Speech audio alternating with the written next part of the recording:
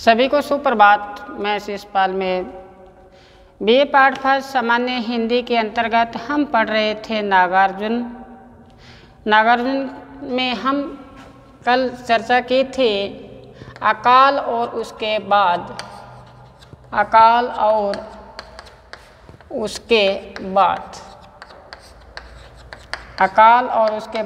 पहले अकाल की स्थिति का वर्णन किया गया, फिर अकाल के बाद में उनका वर्णन किया गया। क्या कहा था अपने नागार्जुन जी ने कि कई दिनों तक चूल्हा रोया चक्की रही उदास, कई दिनों तक कानी कुतिया सोई उनके पास। कई दिनों तक चूल्हा रोया चक्की रही उदास, कई दिनों तक कानी कुतिया सोई उनके पास। कई दिनों तक लगी रही भींत पर छिपकलियों की गश्त, कई दिनों तक चूह की हालत रही शिकस्त। फिर अकाल के बाद की स्थिति का बारे में बताया कि दाने आए घर में कई दिनों के बाद, आंगन से उठा धुआं कई दिनों के बाद। चमक उठी घर भर की आँखें कई दिनों के बाद, कौवे ने खुजली पाँखें कई दिनों के बाद। छोटी सी कविता के माध्यम से हमें अंदर ही अंदर झकझोर दिया था। आज हम इनकी दूसरी कविता पढ़ने जा रहे हैं, प्रेत का बयान। कौन सी कविता है? प्रेत का बयान। प्रेत का बयान। अकाल से संबंधित ये भी कविता है, प्रेत का बयान। जब अकाल के चपेट में आए हुए व्यक्ति की मृत्यु होती है, यमराज के पास जाता है और वहाँ सवाल जवाब होता है। एक अध्यापक की मृत्यु होती है, वो भी एक अकाल मृत्यु के कारण। अपने भारत की दुर्दशा के बारे में इसमें बताया है कि हमारा भारत स्वतंत्र जरूर है, लेकिन यहाँ भी अभी सभी को स्वतंत्रता नहीं है कि यहाँ जो अमीर और गरीबी की जो खाई है वो वैसे यथावत बनी हुई है। जैसे दिनकर जी ने कहा था कि शांति जब तक नहीं तब तक नर भाग नहीं सम होगा, नहीं किसी को अधिक होगा नहीं किसी को कम होगा। शांति जब तक हमें प्राप्त नहीं हो सकती जब तक समानता न हो। देखो, जब तक समानता न हो, आपने निराला की कविता पढ़ी होगी, वह तोड़ती पत्थर, अब की बार हमारे पाठ्यक्रम में है, पढ़ेंगे। वह तोड़ती पत्थर मैंने देखा इलाहाबाद के पथ पर, नहीं कोई छायादार पेड़ जहाँ वो बैठी स्वीकार। तो ये कविताओं के माध्यम से भारत की जो दुर्दशा है उसके बारे में अवगत करवाया है, वही प्रेत के बयान में बताया है। प्रेत के बयान में जो असमानता है, गरीबी में जो जीवन यापन करते हैं, किस प्रकार से अकाल के चपेट में आकर उनको मृत्यु को प्राप्त होते हैं, लेकिन फिर भी भारतवासी, देखो एक बात यहाँ आई है, फिर भी भारतवासी इस अपने जहाँ भारत है इसकी प्रशंसा ही करता है, न कि इनकी आलोचना करता है। क्योंकि हम स्वाधीन भारत के नागरिक हैं। क्या हम स्वाधीन भारत के नागरिक हैं? हम आलोचना नहीं कर सकते, हम अपने आप का त्याग कर सकते हैं, हम अपने आप को मृत्यु को प्राप्त हो सकते हैं, लेकिन भारत की स्थिति है इसका यशोगान ही करेंगे। ये हमारी परंपरा रही है। इस कविता में ये बताया है कि मृत्यु के बाद जब अध्यापक यमराज के पास पहुंचता है, यमराज उनको पूछता है कि तू मेरे पास कैसे आया, तो वो अपने आप बताता है कि तू भूख से आया है, अकाल से आया है, या तेरे को कोई कालाजार हुआ था, तब जाके ये बताता है सब स्थिति। लास्ट में आके इसका कविता का सार निकलता है, वो हम श्याम पट पे अंकित करते हुए साथ साथ में हम लिखते जाएंगे, साथ साथ में इसको समझते जाएंगे। तो चलें शुरू करें। प्रेत का बयान। कौन सी कविता है हमारी? प्रेत का बयान। देखो, प्रेत का बयान ये कविता है, इसको हम साथ साथ में श्याम पट पे लिखेंगे। प्रेत का बयान।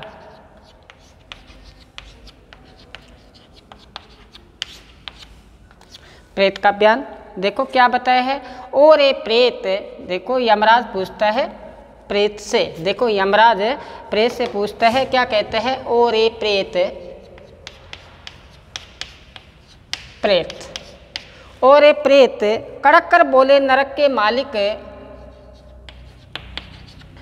कड़क कर बोले नरक के मालिक, नरक के मालिक यमराज जब मृत्यु को प्राप्त होता है तो एक प्रेत वहाँ जाकर उपस्थित होता है यमराज के पास। तो यमराज प्रश्न करता है और ये प्रेत कड़क कर बोले नरक के मालिक यमराज क्या कहते हैं, देखो कि सच सच बतला कैसे मरा तू, सच सच बतला कैसे मरा तू, मरा तू, सच सच बतला कि मेरे पास आया है तू मर के, तो सच सच बतला कि तू मेरे पास आया है, किस प्रकार से तेरी मृत्यु को प्राप्त हुआ था।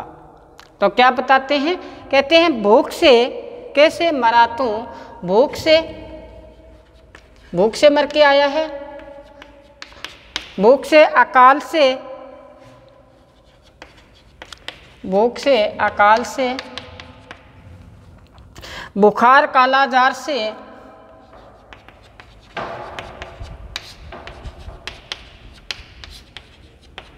तेरे को बुखार हुआ था या ऐसा कालाजार हुआ था जिसको तो मृत्यु को प्राप्त हुआ था।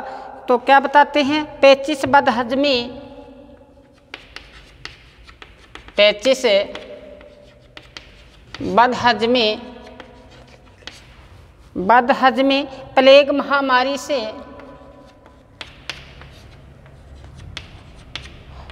प्लेग महामारी से, मारी से कैसे मरा तू,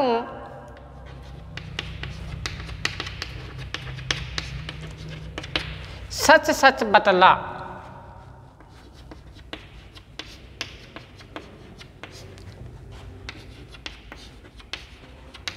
कहते हैं कि कैसे मरा है तू, भूख से मरा है, अकाल से मरा है, कालाजार से मरा है, बदहजमी से मरा है, पेचिश से मरा है, कोई या अन्य कोई महामारी आई जैसे अपने अब चल रहा है कोरोना काल, या ऐसा कोई आया महामारी जिसमें तो मृत्यु को प्राप्त हुआ है, मेरे पास आया है। सच सच बतलाना है, तेरे को सच बात बतानी है, बाहर देश से तो मेरे पास लौट के आया है, किस प्रकार से तेरी मृत्यु को प्राप्त हुआ है। तो आगे देखो क्या बताया है, खड़ खड़ खड़ खड़, देखो खड़ खड़ खड़ खड़, हड़ हड़ हड़ हड़, खड़ खड़ खड़ खड़ हड़ हड़ हड़ हड़, देखो आगे, कांपा कुछ हाड़ों का, कांपा कुछ हाड़ों का मानवीय ढांचा, ढांचा, देखो कवि कितनी गहराई में चला गया नागार्जुन जी। जैसे ही प्रेत वहाँ उपस्थित हुआ है, हाड़ मास का पुतला तो है नहीं, अब हड्डी हड्डी है उसमें, तो हड्डियाँ खड़खड़ करने लगी, हड़हड़ करने लगी। वो ऐसा मानवीय जो उनका ढांचा था सामने उपस्थित हुआ है यमराज के पास, तो खड़खड़ हड़हड़ करके वो कांपने लगा कुछ मानवीय ढांचा, और क्या कहने लगा, नाच कर लंबी चमचों सा पचगुरा हाथ, नाच कर सॉरी नचाकर लंबी चमचों सा,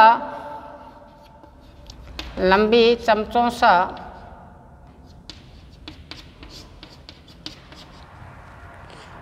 पंचगुरा हाथ,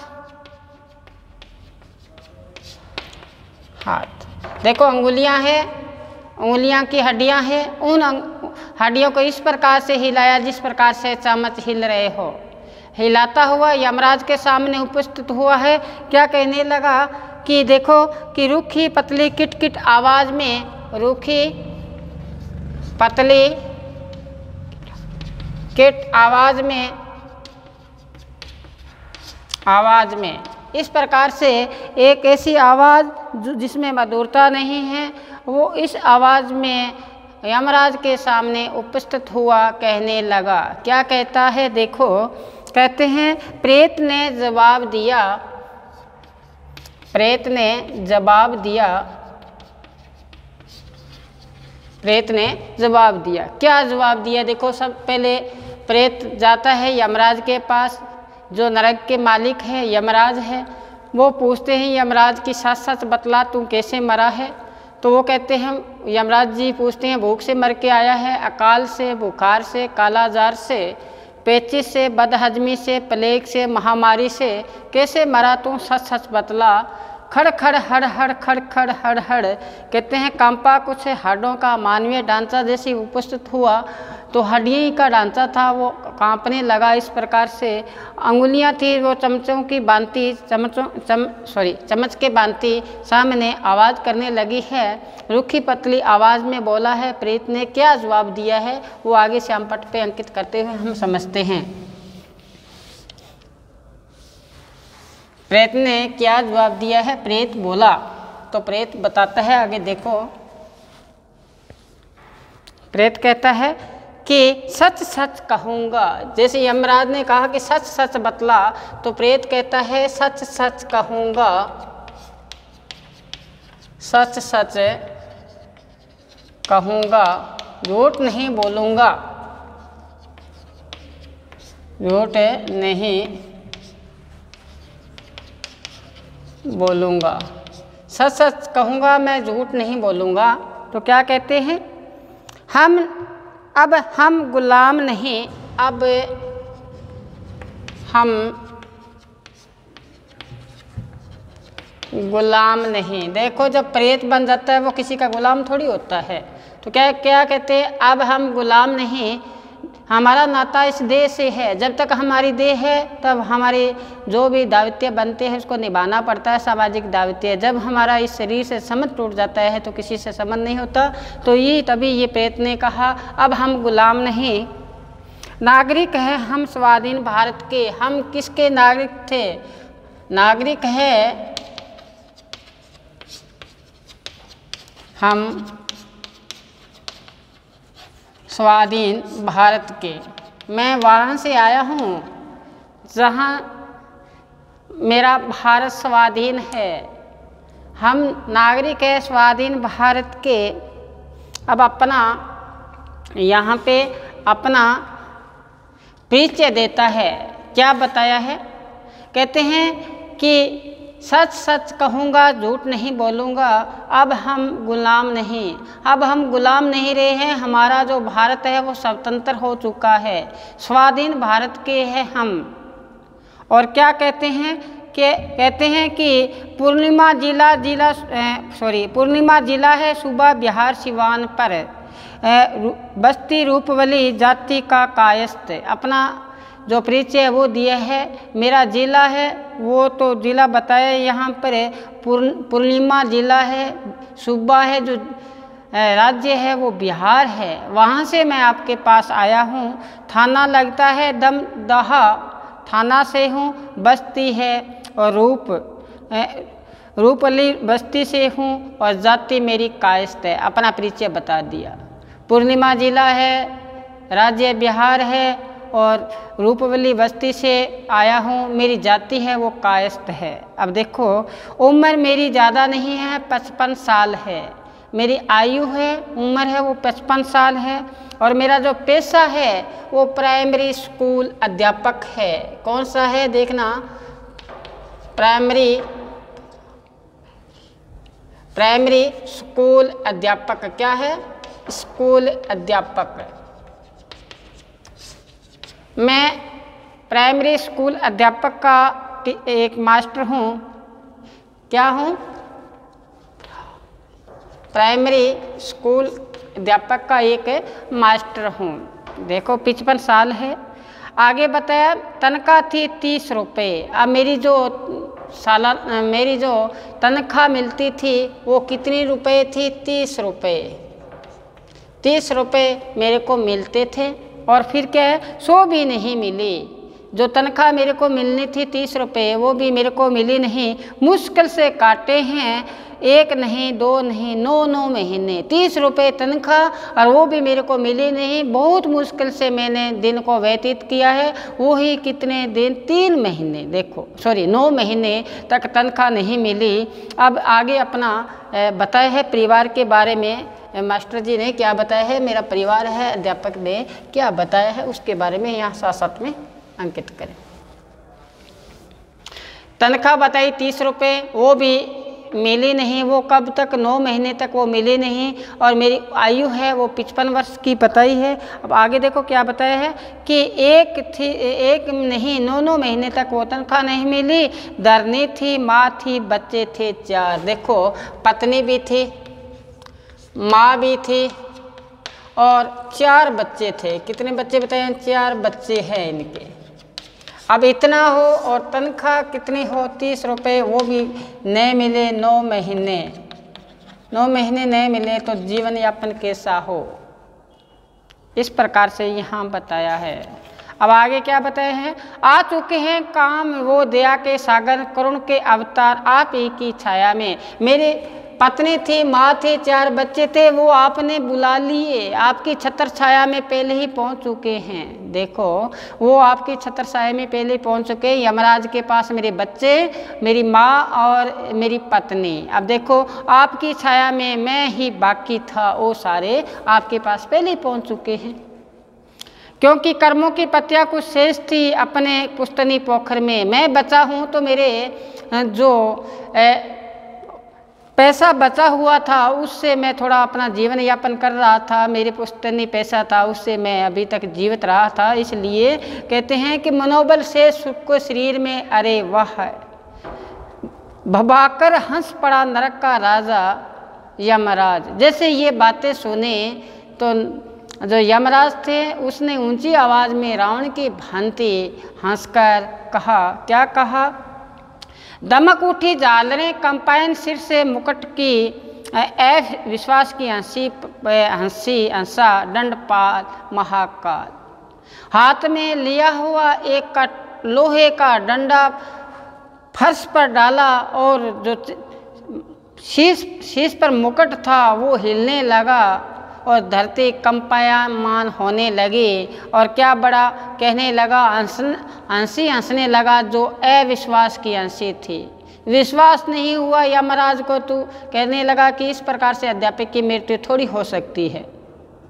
तो क्या कहा कि बड़े अच्छे मास्टर हो, आए हो मुझे पढ़ाने। कहते हैं स्वाधीन भारत में तो पढ़ाया पता नहीं क्या है, मेरे को पढ़ाने यहाँ पे आप आ गए हो, बड़े मास्टर बने हो। मैं बच्चा हूँ, वाह भाई वाह, कि मैं बच्चा थोड़ी हूँ, आप मेरे को पढ़ाने आए हो। यमराज ने ये बात कही तो क्या कहा आगे? हद से ज़्यादा डालकर जोर होकर कठोर प्रेत फिर बोला। प्रेत के अंदर अब देखो ऊर्जा रही नहीं है, अपने अंदर ही ऊर्जा का संचार, जितनी ऊर्जा थी उस ऊर्जा का संचार करते हुए हद से ज़्यादा जोर डालते हुए बोला है प्रेत अब यमराज के सामने कि अचरज, प्रेत फिर बोला, अचरज की बात है, यकीन नहीं करते आप लोग। कहते हैं आश्चर्यजनक बात है, मैं जो आपको बात कही उस बात पर आपने अमल नहीं किया, यकीन नहीं किया। कीजिए न कीजिए न चाहे विश्वास, साक्षी धरती साक्षी आकाश। कहते आप विश्वास करो या न करो, मेरे जो साक्षी है वो आकाश भी है, धरती भी है, वो मेरे साक्षी बने हैं, मेरे मृत्यु के प्रमाण बने हैं वो। तो क्या बताते हैं? वो नाना प्रकार की व्याधियां हो भारत में। कहते हैं भारत में नाना प्रकार की व्याधियां हैं, बीमारियां हैं, लेकिन किंतु उठाकर दोनों बाहें, हड्डियों का जो मानवीय ढांचा था, दोनों बाहों ऊंचा उठाकर प्रेत बोला है। क्या कहने लगा कि किट किट करने लग गया प्रेत, आवाज़ किट किट की आवाज़ आई और करने लगा, भूख सुधा का नाम जिनका, ऐसी व्याधि का पता ही नहीं है हमको। आप कहते हो भूख से मर के मेरे पास आया है। कहते हैं भूख जैसी बीमारी हमारे भारत में है ही नहीं, क्योंकि हम नागरिक हैं स्वाधीन भारत के, वहाँ भूख नाम जैसी बीमारी नहीं है। तो क्या बताया? सावधान महाराज, सचेत करते हुए प्रेत कहने लगा यमराज को, सावधान होइए आप, नाम न लीजिए हमारे समक्ष कभी भूख का, हमारे सामने कभी भूख का नाम न लीजिए। कि निकल गया भाप आवेश, जैसे ये बात कही मुँह से उनकी भाप निकली है यहाँ इनके प्रेत के, तो निकल गया भाप आवेग का।